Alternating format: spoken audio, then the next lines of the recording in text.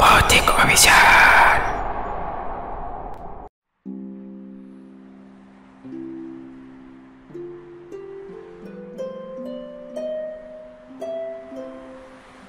May I come in, sir? Yes, come in. রুদ্র বিশ্বাস? Yes, sir. কত পর্যন্ত পড়াশোনা করেছো? BA graduate. আচ্ছা, তো তোমার মধ্যে কি কোয়ালিটি আছে আমাদের কোম্পানিতে জব করার জন্য?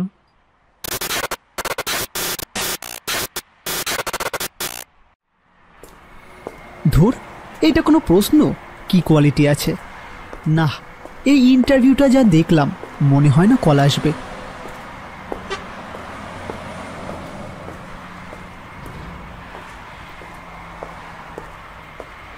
বাস স্ট্যান্ডে পৌঁছতে পৌঁছতে একটি বাস নাকে ডগা দিয়েই বেরিয়ে গেল।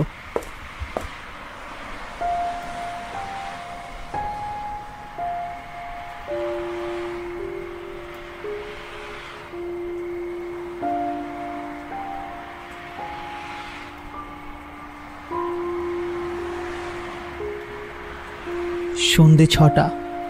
মাঘ মাসের কনকনে শীত, তার উপর ছুরির মতো আঘাত করা উত্তরীয় বাতাস।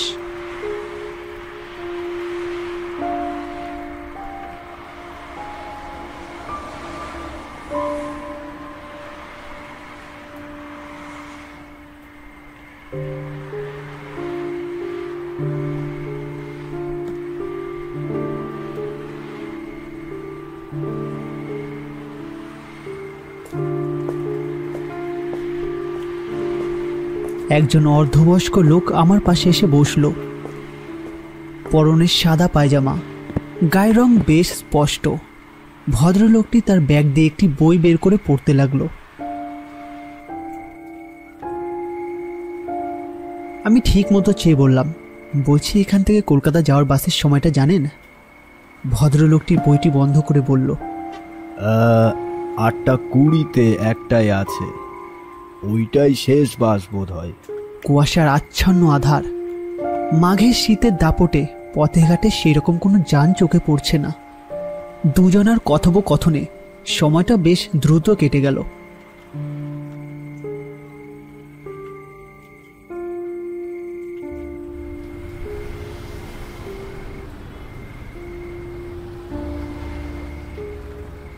দেখতে দেখতে কলকাতা যাওয়ার শেষ বাসও উপস্থিত হলো।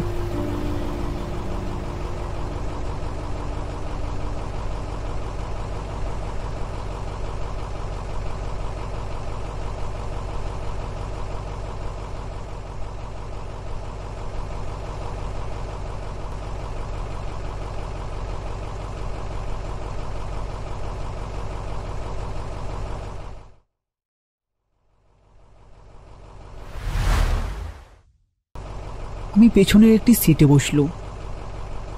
বৃদ্ধ লোকটি দুটি সিট ছেড়ে সামনের একটি সিটে বসলেন।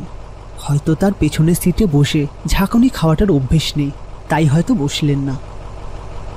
কুয়াশায় ঢাকা আধার ভেদ করে এগিয়ে যাচ্ছে আমাদের বাস। বেশ অনেকটাই পথ। বাড়ি পৌঁছতে বেশ রাত হয়ে যাবে। সারাদিনের ক্লান্ত ভাবটা যেন এখন ঘুমের আকারে প্রকাশিত হচ্ছে। ঝাপসা ঘুম আমায় আচ্ছন্ন করল।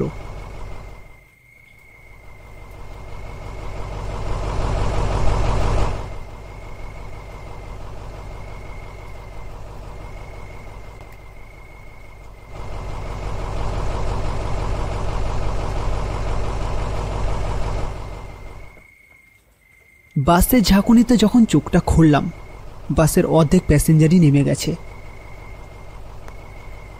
দেখতে দেখতে বেশ অনেকটাই চলে এলাম। বাম দিক ঘুরতেই দেখি একটি ভদ্র মহিলা চাদর মুড়ি দিয়ে আমার পাশে বসল। চোখ দুটো খুব চেনা লাগলো। মনে হচ্ছে বহুদিন আগে এই চোখ দুটি খুব চেনা ছিল। ভদ্র মহিলাটি আমার দিকে তাকিয়ে বলল, কেমন আছো? আমি একটু স্তম্ভিত হয়ে তাকিয়ে রইলাম। চিনতে পারছো না? চাদরটা সরাতে সেই মুখ, যার কল্পনায় ভাবনায় সারা জীবন থাকতে চেয়েছিলাম, যার হাত ধরে আমার প্রত্যেকটা মুহূর্ত কেটেছিল কলেজ জীবনে।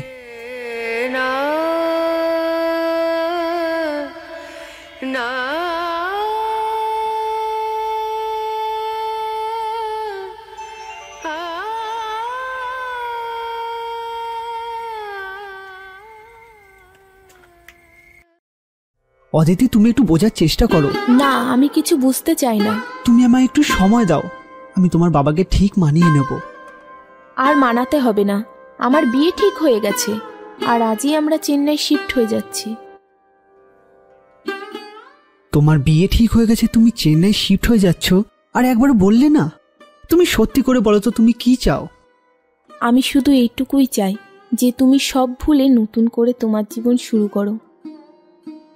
তুমি যদি এইটাই চাও, তবে আমি তোমাকে আর বিরক্ত করব না। একটু কষ্ট হবে, কিন্তু মানিয়ে নেব। আমি জানি না আমি কি ভুল করলাম যে এত বড় শাস্তি দিলে, তবুও যদি ভুল করে থাকি, পারলে ক্ষমা করে দিও।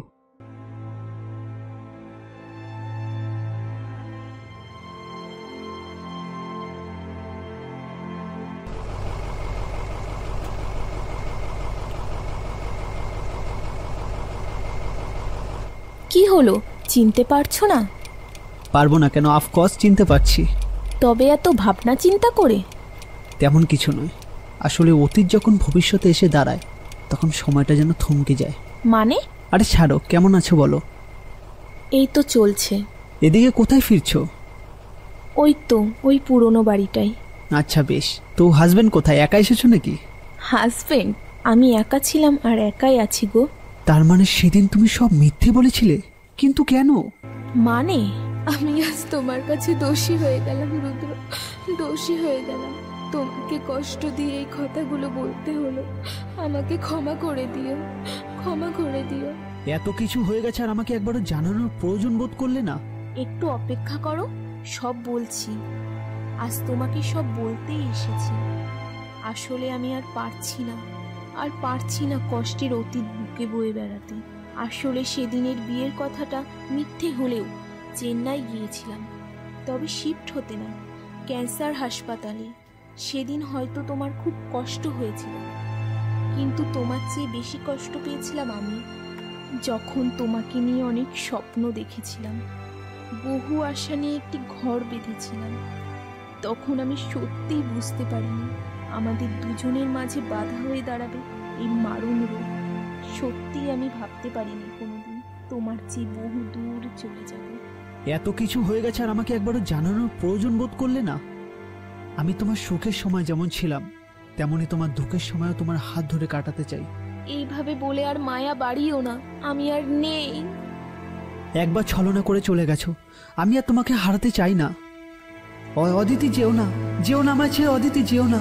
আমি আর তোমাকে হারাতে চাই না, অদিতি যেও না। কলকাতায় এসে গেছে।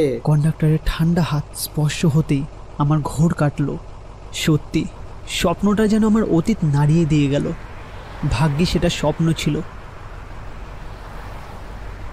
বাস দিয়ে নামার সময় ওই বৃদ্ধ লোকটির হাত থেকে ভুলবশত ব্যাগটি পড়ে যায়। ব্যাগে থাকা কিছু জিনিস ছিটকে পড়ে যায় মাটিতে। আমি মানবতার খাতিরে এগিয়ে যাই সাহায্যের জন্য।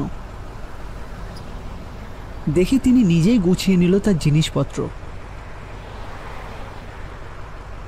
আমি কাছে যেতেই একটি ফটো দেখতে পেলাম। সে আর কেউ নয়, অদিতির ছবি।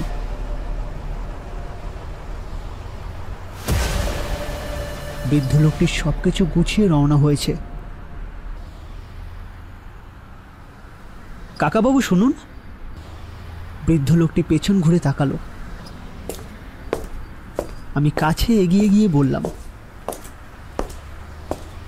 যদি কিছু না মনে করেন তাহলে একটি কথা বলতাম। কি কথা? বলতে পারো।